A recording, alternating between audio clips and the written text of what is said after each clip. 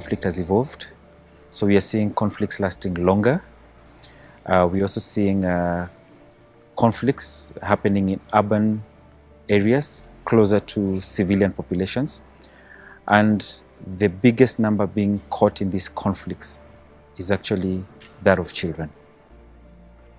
Numerous cases of violations and abuses against children, both within an appreciation by the AU and the UN, that there was actually a need to strengthen the mechanisms.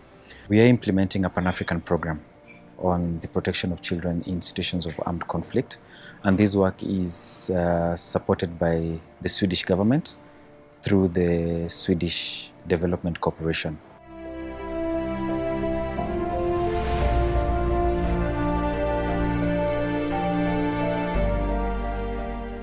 We needed a comprehensive training package that has more or less an acceptable African philosophy on how we need to protect children. So that's a strand of work we committed to, and we did manage to get, for example, within the Eastern African Standby Force member states' point of view, all the member states of the Eastern Africa Standby Force adopting a training package and a curriculum and committing to implement it with their member states. So this was signed off by the policy organ meeting of the Eastern Africa Standby Force. Et c'est ainsi que SEI a, dans son plan d'action 2018, en partenariat donc avec les forces armées, a intégré l'activité de formation des experts formateurs. Donc à travers le projet ICPAPSA, donc on a fait une formation d'experts avec pour objectif de faire d'eux des personnes ressources à disposition de l'armée, au sein de l'armée, qui vont maintenant assurer un peu l'accompagnement de tout le processus, toutes les activités qui seraient liées un peu aux droits et protection de l'enfant au sein des armées. The work is beginning to pick traction because on capacity building, we have seen like Uganda People's Defense Forces have actually moved quite a number of steps forward. So currently UPDF is already having a more systematic way of delivering the training. We have trainers of trainers across all their training wings. We also have a very elaborate pre-deployment training on child protection, and over a period of time we've seen them deploying about over 9,000 soldiers who've been trained on child protection, who've gone on mission. We've also undertaken a debrief with the same soldiers who've gone in mission and coming back, and also giving their feedback in terms of pre-training, in-mission work, and coming back and debriefing to see how we keep improving on the program, and also the lessons learned and how this kind of training supported their stream of work. When you go like to West Africa with Senegal, you begin to see they have a different model where they've identified a system where they work with child protection focal points across the different barracks and military institutions, and then these focal points take lead on how they deliver child protection across. But at a headquarter level, they also have a child protection lead who then mainly provides like oversight and coordination across these different institutions. The models work for different countries, so it's not one shoe fits all. Vous avez un pool d'instructeurs, ils appellent ça instructeurs, qui aujourd'hui sont capables de faire les formations de formateurs.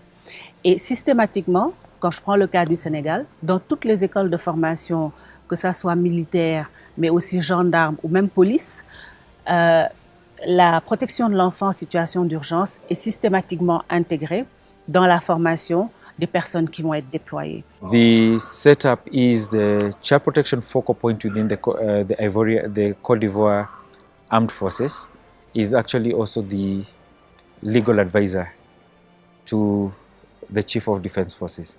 This positions the work to be very close to the decision making, and on that front you can actually see how far Côte d'Ivoire has come from the point when they were listed for recruitment and use of children, and how they implemented their action plan from the UN Security Council for them to get out of the list, the Secretary General's list. So that just goes to emphasize that with every country, it's a very unique process to work with them. So you look at tailoring a program that works for their context. Et à peu près, pourquoi on a acquis? Parce que bon, ça fait maintenant pratiquement 5 ans, non plutôt 4 ans que les gens ont intégré cet aspect. Mais le fait que ces formations sont venues apporter une nouvelle chose. Les armées, quand elles sont déployées dans les théâtres, elles savent comment interagir avec les enfants. Et ça, c'était pas vraiment évident auparavant.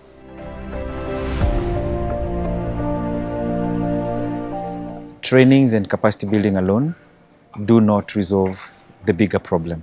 We still have, even in cases where troops have been trained, civilians are aware or have the capacity, or the police, we still see the same people committing violations against children. So we did introduce in our work an accountability strand. We decided to undertake a process of looking at what mechanisms exist at the national, regional, continental and international level in terms of mechanisms for accountability for children affected by armed conflict. And all that information was put together to come up with a mapping of child protection accountability mechanisms in armed conflict in Africa. Because much as we've seen that these troops are deployed to a mission context, it will be important to understand what mechanisms exist at their national level in their home states or in the sending countries that are able to address violations committed against children. Our accountability strand focuses on 4 broad elements again, where we are looking at the strengthening of normative frameworks and norms, and these are where we're looking at the legal regime in country or within the regional or continental global context. 2, the other component we're looking at is in terms of how do we hold perpetrators who commit these violations to account, and then 3rd, how do we deter future violations.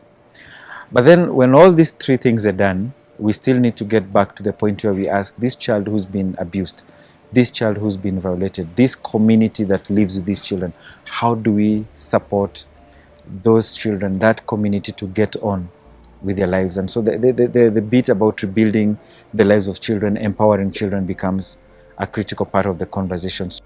We do recognize that even though there are violations, but there are still quite some significant progress. So as an organization, as Save the Children, we did an assessment or a mapping assessment of what exists in the continent and how it also links to global mechanisms. And there are quite strong measures that have been put in place both at international, continental and even at national level. The challenge that still remains is the implementation. And on implementation is not just about saying we have this that needs to be implemented, but it's also putting the very basic,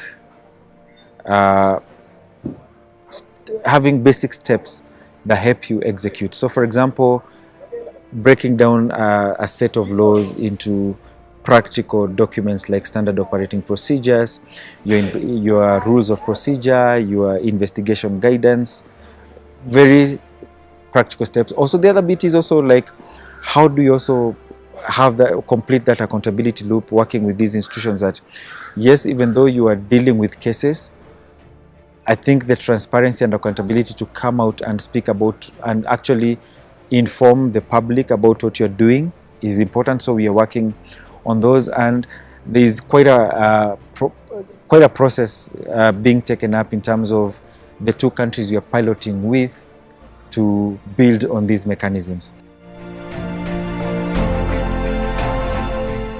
We have our knowledge management and advocacy platform where we work on bringing people together, different institutions, different actors, to learn from each other. Our investment here is to build a body of evidence, a platform of learning where we bring all these actors together to learn from each other, to build models that can be replicated elsewhere.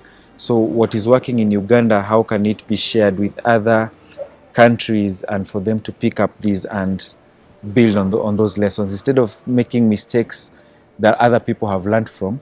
We provide a platform where people can learn, and you actually reduce the lag time.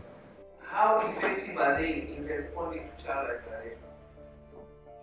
For the last 3 years, the project has partnered with research institutions and think tanks to support the development of evidence-based policy and practice around child protection and peace support operations. And this has manifested in 3 main results areas that include research and evidence generation. 2 is development of knowledge products that has continued to reinforce on efforts around policy and even programming in peace support operations. And also the last area being joint learning events that allows actors in peace support operations to come together and share learnings and best practices towards improving and preventing child rights violation in situations of conflict. Other bit is also in terms of how we advocate for policy change or for work that needs to change. An example is currently part of what we're investing quite a bit of our time is on the development of a general comment on children affected by armed conflict by the Africa Committee of Experts that basically also begins to unpack the Article 12 of the African Charter in particular and make it more responsive to the context of children currently, which we feel the current article does not address fully. So that's part of like some of our advocacy work we are doing. We're also looking at how do we advocate for member states to do much more in terms of dealing with grave violations. So advocating for stronger political commitment in terms of holding perpetrators to account, setting up mechanisms that prevent future violations, ensuring that also that there is a harmonized legal regime that that begins to deal with the duality and the multiplicity of legal regimes, such that if a child is abused by a soldier coming from a certain country, that duality and multiplicity doesn't necessarily do injustice to the child. So those are some of the conversations we are pushing through advocacy work. For our advocacy messages, we are calling on world leaders to ensure that we have proper legal and normative frameworks that ensure the rights of children are protected even in situations of conflict. Secondly, we are calling on world leaders to ensure that perpetrators are held to account. Those who have violated the rights of children are taken through the proper justice system to ensure children receive the right justice. Thirdly, we are calling on world leaders to ensure that we have put measures in place that will deter any future occurrence or any loops that would allow perpetrators to continue violating the rights of children in situations of conflict. And lastly, we are calling on world leaders to ensure that we have the right investment that is given towards the support of children in helping them rebuild their lives.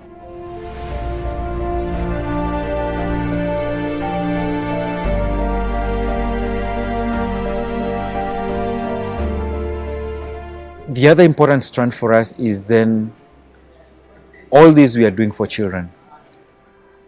But at what point do we connect with children? And this is where we've deliberately invested in getting to work with children either through research with children where they document on issues that affect them in situations of conflict. We've also working on children to come up with communication packages. This could be podcasts, short animated videos, reports that then can be used to amplify the children's voices when it comes to situations of conflict. Within the project, we've worked in various countries, and we started off in Mali and South Sudan. So during the consultations, the children were actually able to talk to us about the issues that they had faced since the conflict started. And after those consultations, there was a declaration or communique that was done by the children of Mali, which was actually presented to the president and the parliament. En Afrique de l'Ouest, dans les zones touchées par le conflit, comme Gao, les enfants ont pu réellement nous dire quels étaient leurs vécus, mais quelles étaient tout simplement leurs craintes, au-delà des violations. Donc aujourd'hui, je pense que c'est, disons, un paquet d'informations qui peut renseigner aussi bien le projet ICPAPSA. Actors, both from an Africa Union point of view, from a regional point of view, we are working with the Eastern Africa Standby Force, ECOWAS Standby Force, the SADC Standby Force, also with the training centers of excellence to just ensure that the trainings we are delivering are of high standard and we are consistently reviewing to ensure we are contextually relevant. Also to ensure that any new changes that are happening in the policy environment is being integrated in these courses. Part of that then has meant we do reviews of the training.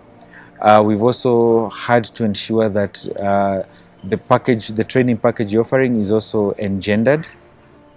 So really looking at, we are not just looking at children in a very generic manner, but you're also very specific in terms of boys and girls are affected by conflicts differently. And this also means we're also looking at beyond gender, looking at it from a life cycle point of view to keep building a program that is responsive to these needs of children at different stages.